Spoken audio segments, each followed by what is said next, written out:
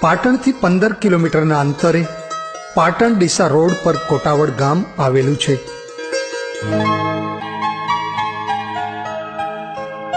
આ રહ્યું અમારું કોટાવડ ગામ. કોટાવડ ગામમાં ચામુંડા માતાનું મંદિર, હરસિદ્ધ માતાનું મંદિર, હાટકેશ્વર મહાદેવનું મંદિર પણ 500 વર્ષ જૂના પુરાણા છે. વિઘ્નેશ્વરી માતાનું ગામ વચ્ચે આવેલું નૂતન મંદિર 250 વર્ષ જૂનું છે. અન્ય એક ખાસિયત મુજબ નોરતાની આઠમના રોજ માતાજીની પલ્લી રબારી સમાજના નેહડામાંથી નીકળી માતાજીમાં આવે છે.